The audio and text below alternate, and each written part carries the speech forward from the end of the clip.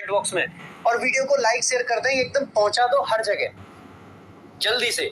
तो भाई सबसे पहला और सबसे सिंपल जो बच्चों को सबसे पहले पता होना चाहिए वो होता है आपका क्या, नाउन। नाउन आपका पार्ट ऑफ स्पीच का सबसे पहला पाया जाता है। दूसरा बताएंगे भाई जल्दी से दूसरा बताएंगे। इन सब का बेसिक बताऊंगा भाई। पूरे हमारी लगभग 4 क्लास चलेंगी बेसिक्स ऑफ इंग्लिश की, जिसमें सारे पार्ट्स ऑफ स्पीच आपको बेसिक से समझाए जाएंगे।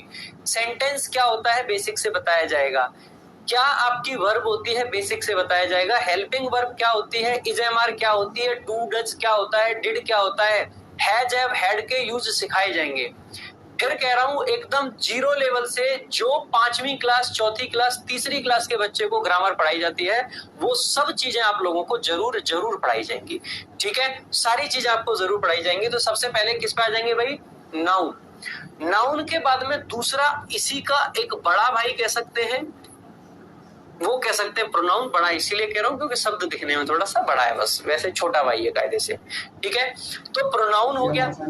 उसके अलावा तीसरा, अब देखो थोड़े थोड़े इनके फंक्शन जानते जाएंगे। नाउन क्या होता है, किसी का भी जो नाम होता है ना उसको नाउन कहते हैं। इनको पढ़ेंगे अभी और अच्छे से, लेकिन अभी बता रहा हूं। और नाउन की जगह पे जो आते हैं उनको क्या कहते हैं, प्रोनाउन। नाउन की जगह पे आते हैं उनको क्या कहते हैं, प्रोनाउन। और एक हमारा जो तीसरा होता है वो होता है एडजेक्टिव। एडजेक्टिव का काम होता है किसी नाउन या प्रोनाउन को सजाना और संवारना, यानी कि ये इनकी क्वालिटी बताता है। और चौथा जो होता है हमारा, उसको हम बोल देते हैं भाई साहब डिटरमिनर। ये डिटरमिनर को लास्ट में रखेंगे क्योंकि लास्ट में ऐड हुआ है सबसे। बाकी हम एक आपका बोल देते हैं एडजेक्टिव से ही मिलता जुलता होता है आपका क्या, एडवर्ब। क्या होता है, एडवर्ब। तो एडवर्ब आ जाता है आपका चौथा। एडवर्ब क्या काम करता है, एडजेक्टिव का मान सम्मान बढ़ाता है, यानी कि उसकी क्वालिटीज बताता है। उसके अलावा वर्ब की क्वालिटीज बताता है। तो क्योंकि ये वर्ब की क्वालिटी बताता है तो हमें 5वें में फटाफट से लिख देना चाहिए क्या, वर्ब। तो वर्ब भी आपका एक पार्ट ऑफ स्पीच होता है।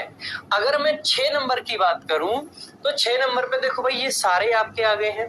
6 नंबर पे आपको लिख लेना चाहिए जो इंग्लिश में एक बहुत ज्यादा यूज होता है वो है प्रेपोजिशन। क्या है, प्रेपोजिशन।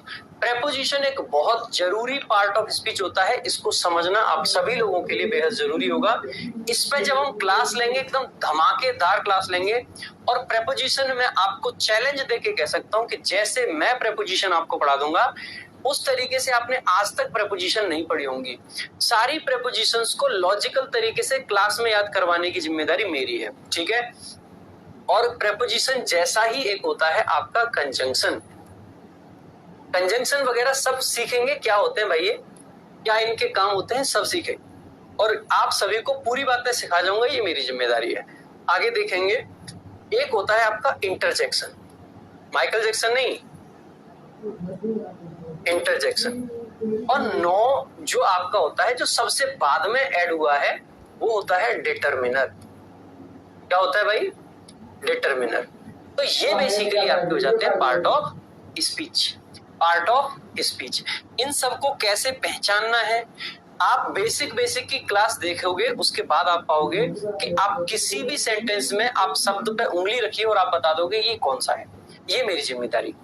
किसी भी शब्द पे उंगली आप रखोगे और आप बता दोगे कि ये क्या है, नाउन है, एडजेक्टिव है, एडवर्ब है, कंजंक्शन है, प्रेपोजिशन है, आखिरकार ये कौन सी बला है, वो आप सीधे बता दोगे उंगली रखते ही। जस्ट आपको लास्ट तक सारी क्लासेस लेनी है भाई।